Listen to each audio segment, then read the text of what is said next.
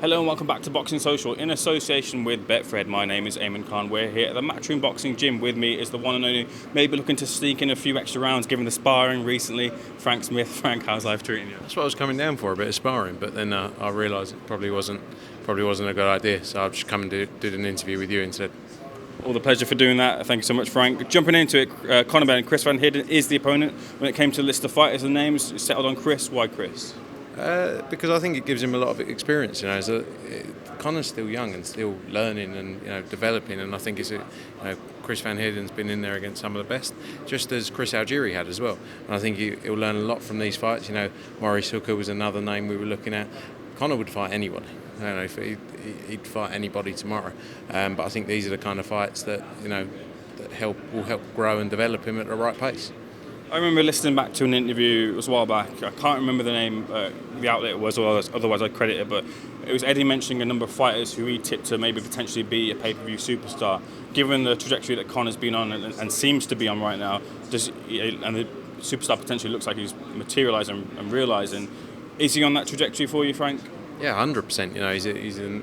He's already a huge star, and once he gets the big fights that are coming in the next few, they're massive. And Conor's doing all the right things, whether it's media, from the fighting, everything he's doing the right way.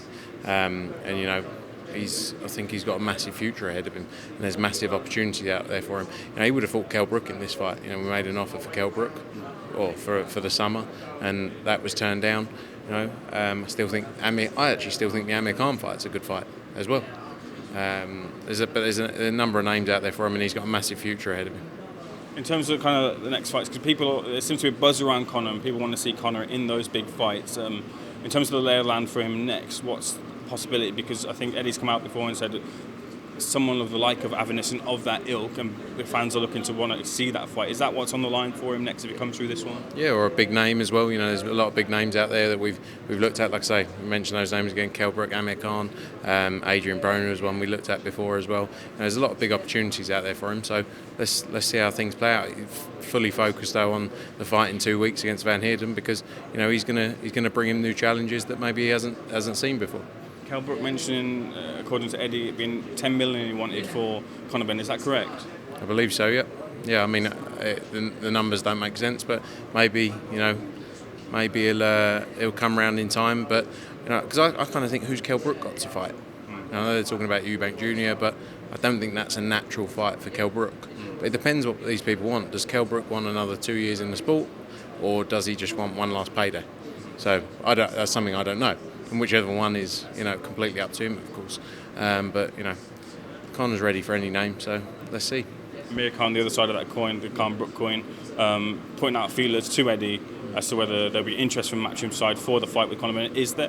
I think so. I think it's a really good fight still. Amir Khan's he's another one. So much experience, a huge name. I still think personally that's a massive fight for sure.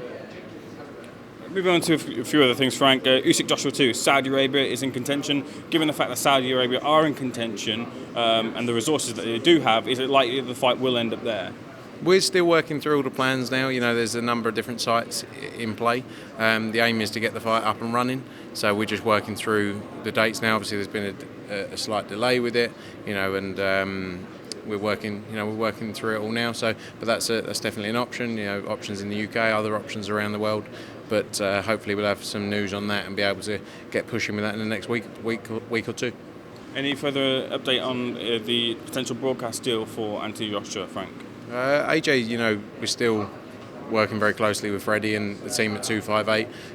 He's obviously had a great long-standing relationship with Sky, and we're continuing all the discussions and working closely with Freddie and the team on that. So as soon as there's more news, we'll let you know. But no exclusives here, not from me. Closed book. Fury White 2, Frank. A very interesting conversation on TalkSport that I'd like to get your reaction to regarding the nature of the contract and back and forth between two parties. Your thoughts on that one first? I thought it was hilarious, to be honest. Both of them. They both got angry and started shouting at each other. It was brilliant. I think they should do more stuff on that on TalkSport like that. Should do more negotiations that way. Is it not a bit of a bad look that happening in a public domain as opposed to behind closed doors. I was only joking, but it was hilarious. Right. But I did find it funny. Like if you listen to it, it's 15 minutes of comedy, just the two of them going back and forth. My thing is, it doesn't have to be hard. Like we've never done anything like that. The business doesn't have to be hard work if you do things the right way. It's quite easy to run a business in this world and run a successful business and keep people happy. The aim should be to keep the fighters happy. Obviously, we've got businesses to run, but it shouldn't be too difficult. But comical between the two. Let's see what happens. I think the fight definitely happens. Like I don't have any question that the fight doesn't happen, but I think there's still going to be a lot of things they're going back and forth on. But like I said, it doesn't have to be difficult. One of the sticking points was about the reasonability of Dillian Whyte's promotion on one hand, and the other side about being the tickets on the other side. It sounds like these are quite difficult things to be worked through. You've said on your side it's been easy to work with Dillian Whyte. Why do you think the friction is there? Because some people do things the right way and run it like a real business and have real relationships with people. I think they offered, or from what I'm hearing, I don't know, I haven't been involved in it, but from what I'm hearing, offered Dillian Whyte 4 tickets. The guy's headlining in front of 90,000 at the National Stadium for the World Heavyweight title. We give undercard fighters in 4-rounders 4 tickets. So there's just a general, it's like a standard balance. If you want him to do stuff as well, he's willing to do it, but it has to be on both ends. You have to be treated right on both ends. So I can understand Dillian Whyte's frustrations. Don't get me wrong, there's always going to be things like commercial things you disagree on. That's natural, that's business. But I think if you run it properly, it doesn't have to be that difficult, is what I'm saying. We'll see how things play out. I mean, like I say again, I'm sure the fight happens. I'm sure there's going to be a lot of back and forth still that they'll all be going through, around escrow, money, etc. So. One thing that interests me is that yourself and you say that you're confident that the fight happens. But with this back and forth that we hear in the public domain, it makes it seem like the fight isn't going to happen. Why do you have that confidence that it will? I think it's a massive fight, and I don't think Frank Warren can not let it happen.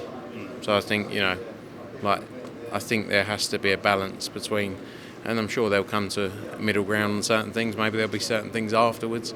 But I just think, I don't know, I just have a feeling it will happen. Fair enough. The other thing I wanted to talk about was Kambosos versus Haney. Haney leaving the Matchroom DOESN platform, and we were moving over to Top Rank and ESPN. A bit of a loss there for Matchroom, but the thought is that he'll come back after the deal and join back with Matchroom. How confident are you that does happen? Yeah, look, we've had a great relationship with Devon, and I think we delivered a lot for him, and he's done great with us as well. But ultimately, we're not going to stand in the way of opportunities for fighters to get massive fights.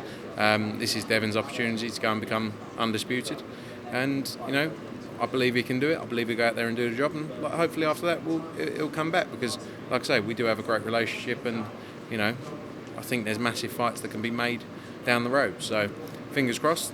We'll be cheering him on 100% in Australia, and I think he goes out there and gets the win.